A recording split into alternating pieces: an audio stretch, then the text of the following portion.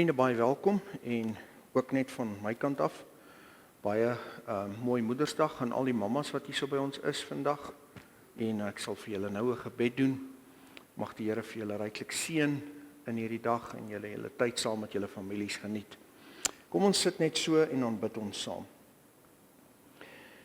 Here, dankie dat ons vanmôre die voorreg het om weer, soos elke Sondag, deur U genade by mekaar te kan kom.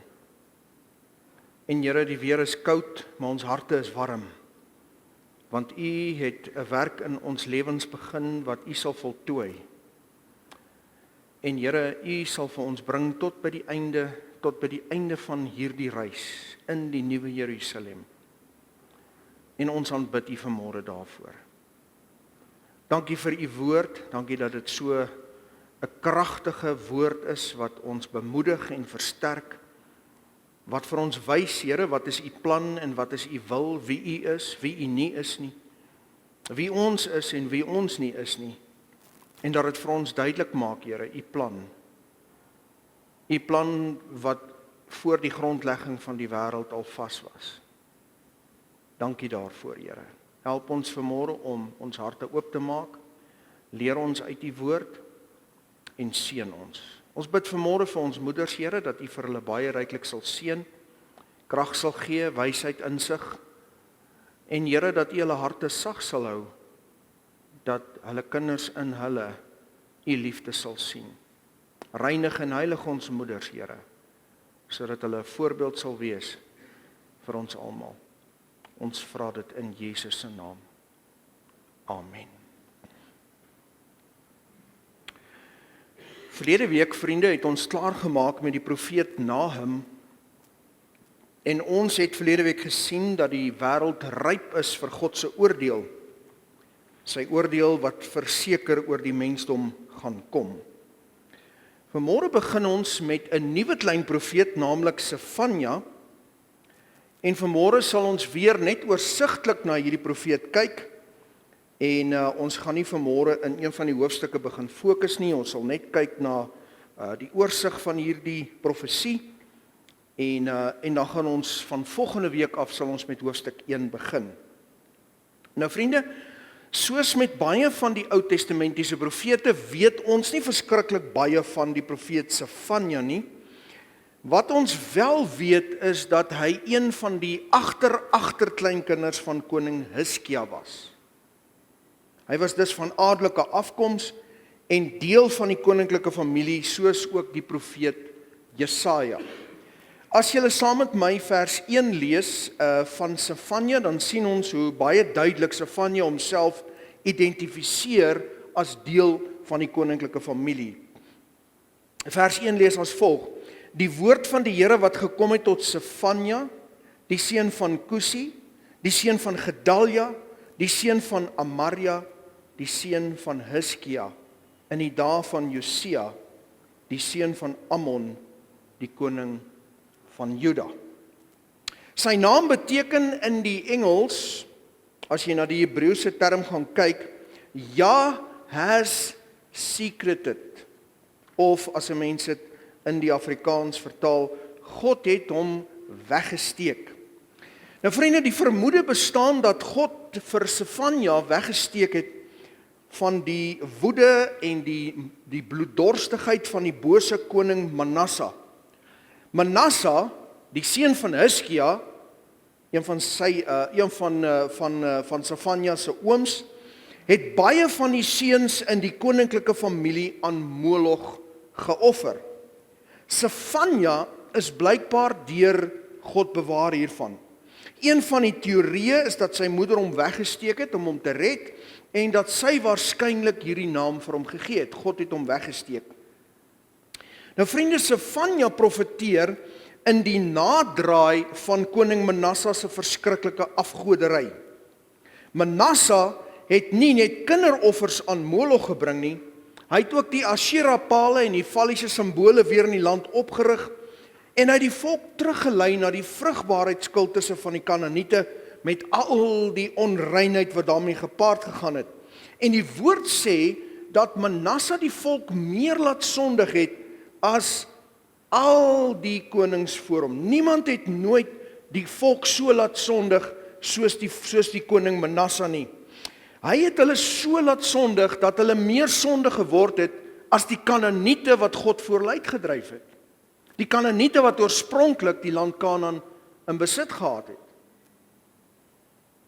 Die voorkeurplek vir die offer van kinders aan Moloch in Manasse se tyd was die vallei van Hinnom, ook bekend as die vallei Gehennon of Gehenna, suid van Jerusalem. 'n Plek wat deur die profeet Jeremia vervloek is en wat deur ons Here Jesus gebruik word as 'n beeld van die hel. En 'n plek wat weer gaan figureer aan die einde van hierdie bedeling, want dit is waar die slag van Armageddon gaan plaasvind. Die profeet Jesaja, wat 'n groot rol in die lewe van koning Hizkia gespeel het, het koning Manasse gewaarsku dat sy ongehoorsaamheid om duur te staan gaan kom, maar koning Manasse het geweier om te luister en hy het Jesaja verbied om in die openbaar te profeteer. Jesaja het daarom sy waarskuwings op skrif begin stel en dit begin versprei in skriftuurlike vorm onder die volk. Hiervoor het Manasse hom middeldeur laat saag. Manasse het daarvan af net van sleg na slegter gegaan. Hy het verder betrokke geraak by astrologie en spiritisme, iets wat 'n gruwel is in die oë van die Here. En soos ek al so baie gesê het, hy het Jerusalem gevul met bloed van kant tot kant. Later sou hy hom bekeer en die Here sou hom terugbring na sy troon toe. Maar die skade nasionaal en kollektief aan die volk van God was reeds gedoen. Manasse word opgevolg deur sy seun Amon, 'n swak koning wat niks sou doen om die volk terug te bring na God toe nie. En hy word gedood in 'n sluipmoord net 2 jaar nadat hy die troon bestyg het. In sy plek word sy seun koning Josia op die ouderdom van 8 jaar gekroon as koning. Ek het by myself gedink wat 'n ongelooflike verantwoordelikheid om op die hoof van 'n 8-jarige seun te plaas, die kroon van 'n koning. In sy vroeë jare word hy bygestaan deur die hoofpriester Hilkia. En niemand is op hierdie stadium van die saak in Josia se lewe seker watter kant toe die jong koning gaan draai nie. Na die goeie voorbeeld van sy grootoupa Hizkia of na die slegte kant van Manasse. God stuur daarom koning Josia se eie kleinneef, die profeet Sefanja, na hom toe. Sefanja moes Josia help om geestelik koers te hou, sodat die volk kan terugkeer na God, natuurlik met die hulp van die hoofpriester Hilkia. Op hierdie stadium in die volk se geskiedenis het 'n tydperk van 70 jaar van absolute goddelike stilte verloop. Sedert die dood van koning Hizkia en die moord op die profeet Jesaja, het God nie 'n woord tot die volk gespreek. Stel jouself voor, vriende, 70 jaar van doodse stilte. Sefanja spreek as ware in 'n vakuum in. Daar is niks geestelik eintlik aan die gang nie. En sy boodskap is sterk en reguit. En gelukkig luister die jong koning Josia na Sefanja. Op 16-jarige ouderdom, net 8 jaar op die troon, vernietig hy die afgodsaltare in Jerusalem. Op 20-jarige ouderdom vernietig koning Josia die afgodsaltare reg deur die land. Op 28-jarige ouderdom herstel hy die vervalle tempel van God. En in die proses terwyl hulle besig is om die tempel te herstel, ontdek iemand iewers op 'n rak agter in 'n stowwerige plek dalk die wet van Moses. Kan jy jou dink in watse plek van geestelike verval hierdie mense was? En hulle bring hier die wet van Moses, hierdie boekrol, na koning Josia toe. En hy sê vir hulle, lees dit vir my voor. En as hy luister na die wet van Moses, is hy diep geskok. En hy besef vir die mense om hom, dit is hoekom God so kwaad is vir ons. Kyk hoe ver het ons weggedrywe. Kyk hoe ongehoorsaam is ons. En hy gee bevel dat die wet van Moses weer gelees moet word en reg deur die land gehoorsaam moet word. 'n Merkwaardige verhaal van tydelike herstel onder leiding van 'n jong opregte profeet. Ongelukkig sou die herstel net tydelik wees. Uiteindelik het God geen ander keuse as om hulle te laat wegvoer na Babel nie. En soos altyd met die volk van God, sou hulle bekering net vir 'n tyd lank wees.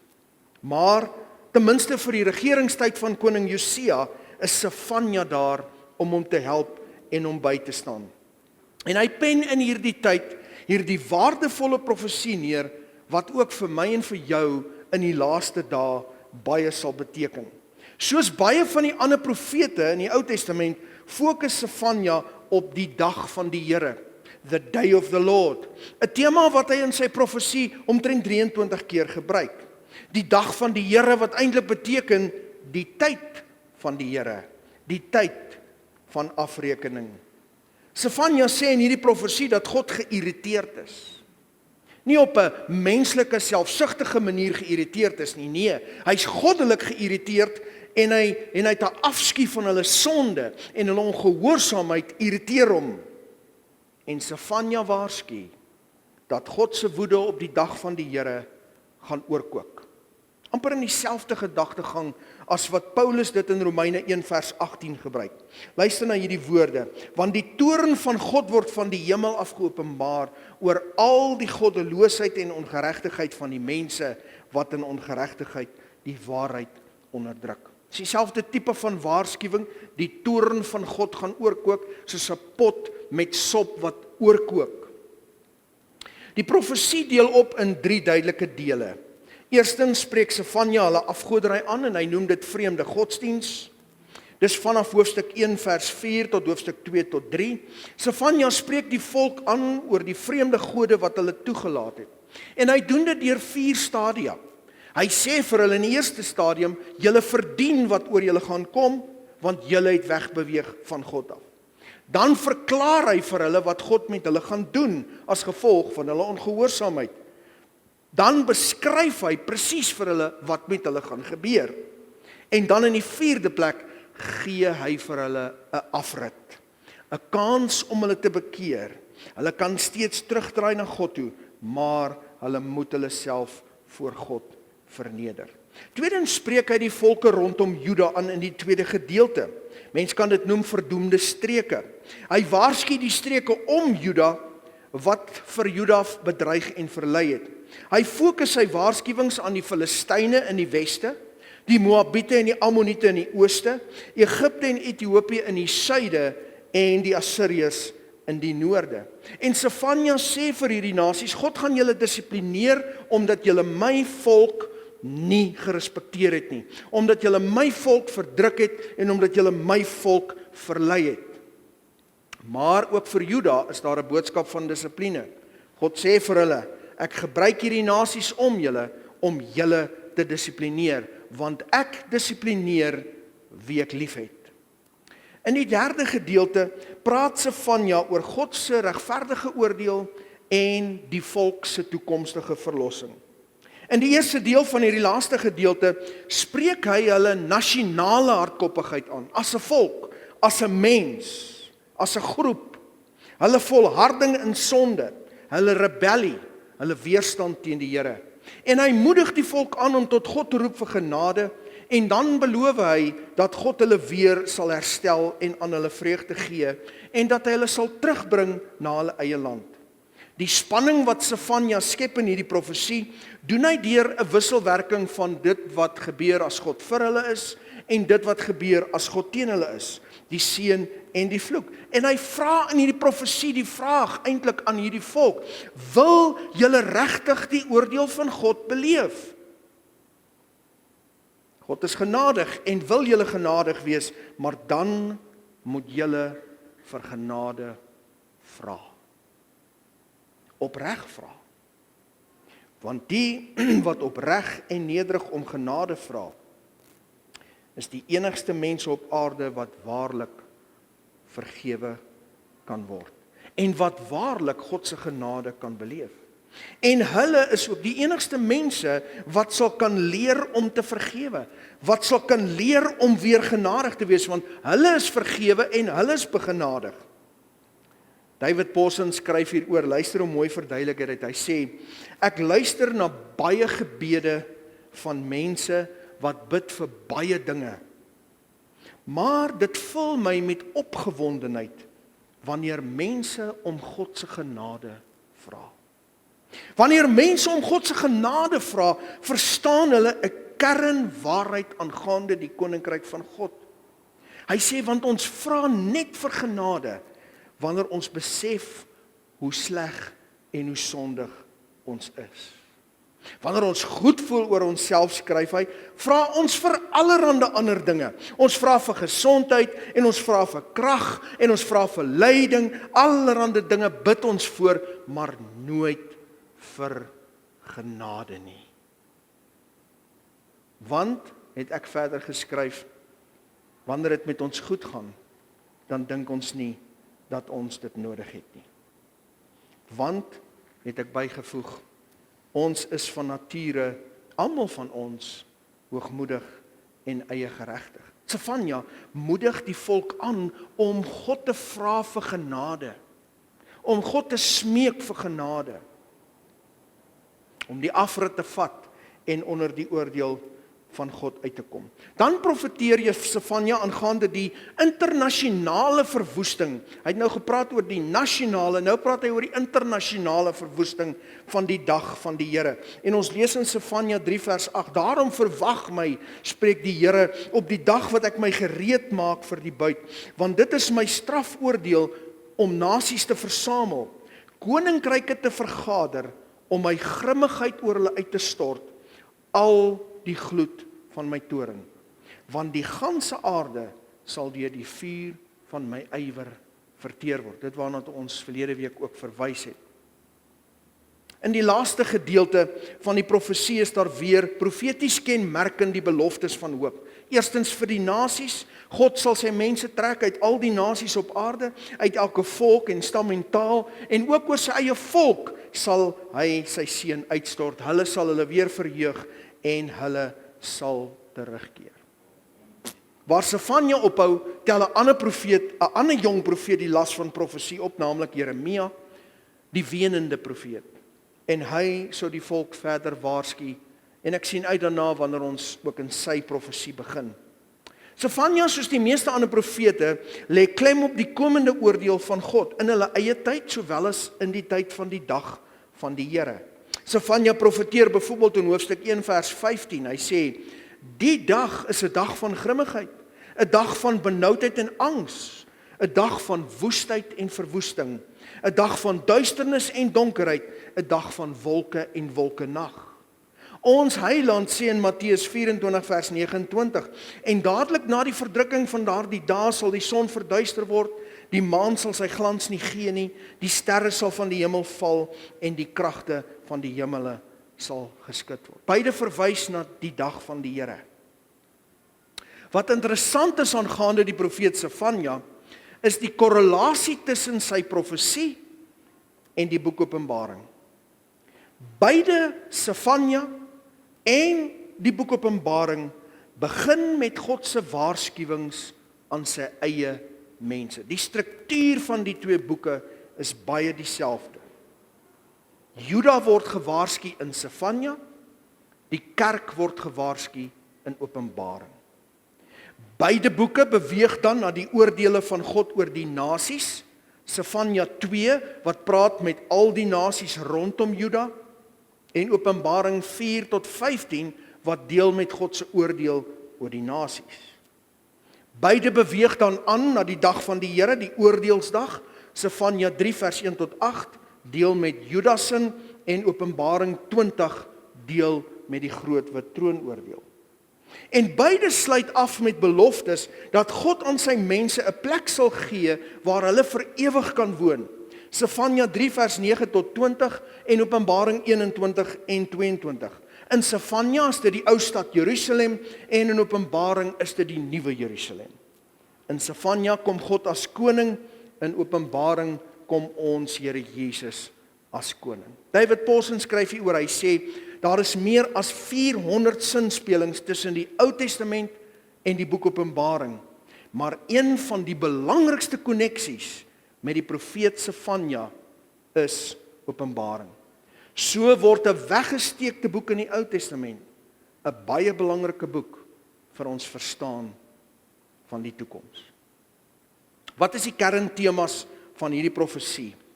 Nommer 1, die onvermydelikheid van gevolge. Die boek leer ons dat God se mense nie opsetlik kan sondig sonder om die gevolge te dra nie, en die boek dring aan op onmiddellike bekering. Tweedens, Sefanja se profesie is 'n oproep tot nederigheid. Dit beklemtoon die soeke na geregtigheid en nederigheid eerder as om op rykdom en status te vertrou. Derdens, God se liefde in sy oordeel. Die suiwering van hierdie wêreld aan die einde van hierdie bedeling is bedoel om die mensdom te herstel. Mens moet dan vir jouself die vraag afvra, is die profesie van Sefanja nog relevant vir die moderne mens? Vriende, absoluut. Nou meer as ooit van tevore. Kom ons kyk net vinnig na hierdie 3 kerntemas. Die onvermydelikheid van gevolge. Die boek leer ons dat God se mense nie opsetlik kan sondig sonder om die gevolge te dra nie, en dring aan op 'n onmiddellike bekering. Ons het verlede week so duidelik daarna gekyk. Die moderne mens is nou meer sondig as die mense van die antieke wêreld. As God hulle geoordeel het, gaan hy die moderne mens oordeel. Daar is geen twyfel daaroor nie. Ons het verlede week dit duidelik gesien. Sonde het gevolge en dit is dodelik. Wat nodig is onmiddellike bekering. Bekering beteken ek draai weg van sonde. Miljoene mense in Suid-Afrika lewe in openlike sonde. Ons weet dit. Ons sien dit. Ons hoor dit. Maar wat vir my hartseer is dat daar vandag in Suid-Afrika onder ons mense, ons Afrikaner mense, duisende belydende lidmate van kerke is, wat elke dag as 'n daaglikse lewenswyse in sonde lewe. Asof dit die normaalste ding onder die son is. Mense wat nog nooit by 'n berouvolle bekering en 'n soeke na vergifnis en genade was nie. Waarom? Want hulle het nie hulle self voor God verootmoedig en hulle bekeer nie. En daarom het hulle nooit die koninkryk van God ingegaan nie. En daarom verstaan hulle nie die koninkryk nie. Kerk is net vir hulle 'n godsdienstige lewenswyse. Sonde is hulle daaglikse lewe. Baie van hierdie mense sê, ag wat, ons sondig elke dag in woord, gedagtes en daad.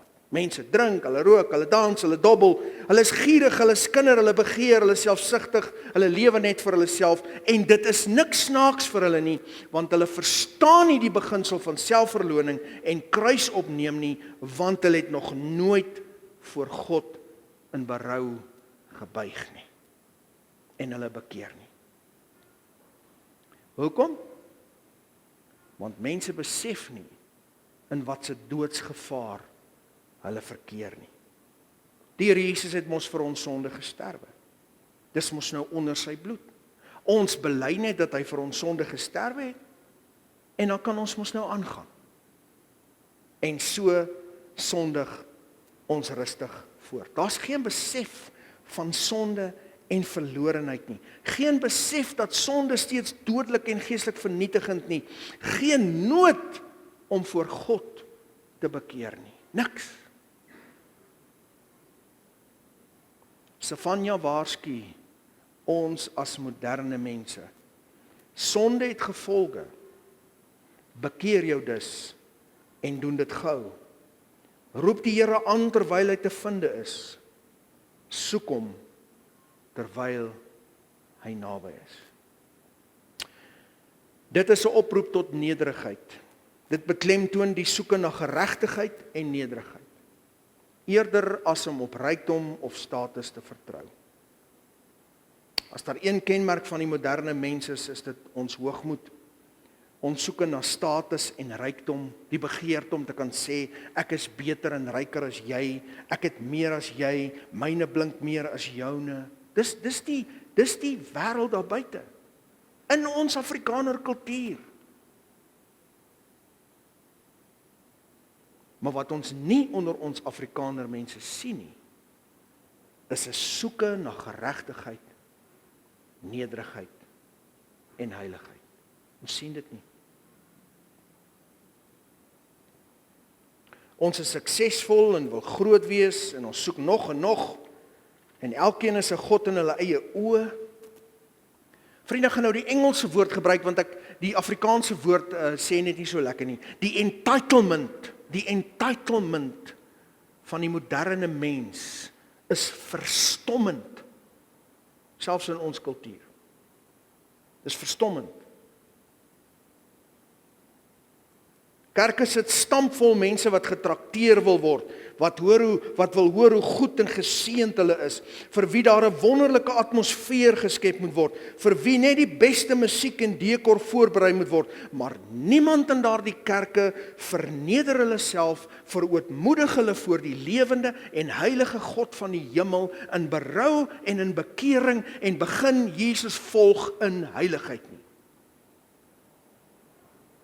As 'n baie groot verskil, en ek het dit reeds gesê, tussen Jesus glo en hom volg.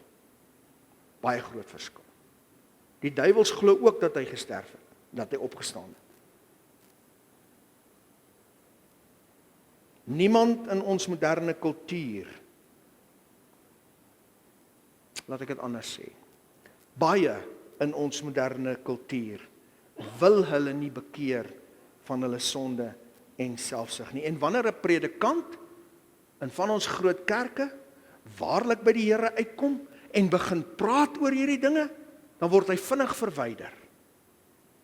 Want niemand praat so met ons nie. Ons is suksesvol, ons is belangrik en ons is grand. Jy sê nie vir ons is sondaars nie.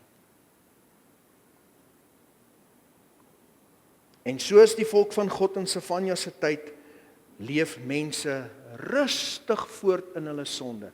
Sefanja waarsku, hy sê, vat die afrit, bekeer jou in ware berou voor die Here en begin wandel in heiligheid en volg die Here, anders sal God jou moet oordeel.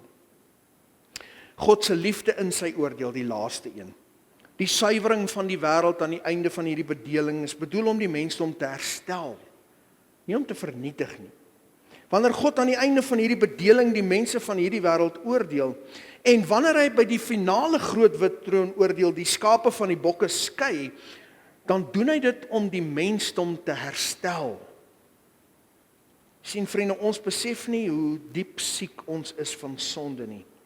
Ons besef nie hoe korrup ons is tot diep in die binneste van ons wese, hoe verdraai en hoe vuil ons is nie. En dit is waarom ons Heiland vir ons moes kom sterwe, want ons kan onsself nie help nie. En die wat nie wil nie, die wat nie na hom toe wil draai, vir redding en vernuwing en heiligmaking nie. Vriende, hoe hartseer dit is, maar daardie mense moet God skei van die skape af. Hoekom? Want God kan nie en gaan nie sonde in sy nuwe hemel en nuwe aarde toelaat nie. Ons gaan nie hierdie gemors weer ooit herhaal nie. Never again. Never again. Die wat in die hemel ingaan, is die wat om genade en om vergifnis gevra het. Hulle self voor God opreg in berou verneder het, vergifnis ontvang het, hom aangegryp het as verlosser en saligmaker en hom gevolg het as meester en heer van hulle lewens, want ons gaan vir die res van die ewigheid saam met hom wees en hy sal niemand wat nie voor hom gebuig het toelaat in sy heilige koninkryk. Want daardie persoon of persone sal net weer 'n gemors veroorsaak.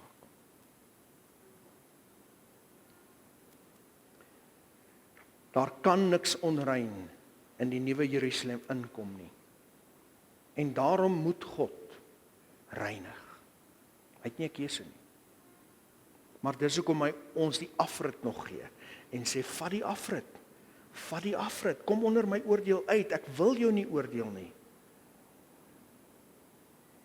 Dit staan so geskrywe en niks sal dit verander nie, jonk en oud, slim en dom, lelik en mooi, ryk en arm, belangrik en onbelangrik, bekend en onbekend, beroemd en onberoemd. Ek het probeer om aan almal te dink, as iemand se naam nie geskrywe is in die boek van die lewe nie, is hy of sy in die poel van vuur gewerp. Dit staan so geskrywe en so sal dit wees.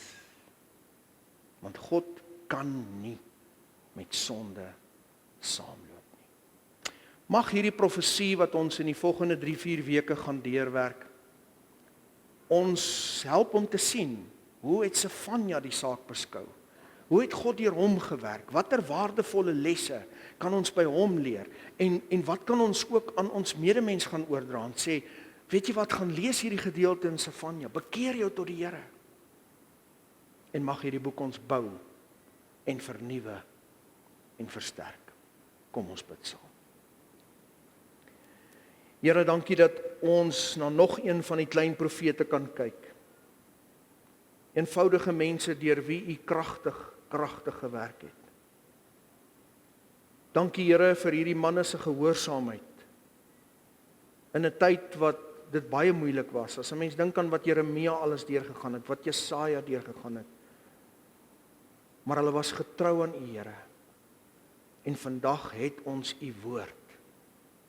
Die kosbaarste wat ons ooit kan hê is u woord, Here. Dankie. Seën ons wanneer ons in hierdie profesie inbeweeg. Maak ons harte oop. Grawe vir ons ore, Here. En leer ons om gehoorsaam te wees. Ons vra dit in Jesus se naam. Amen.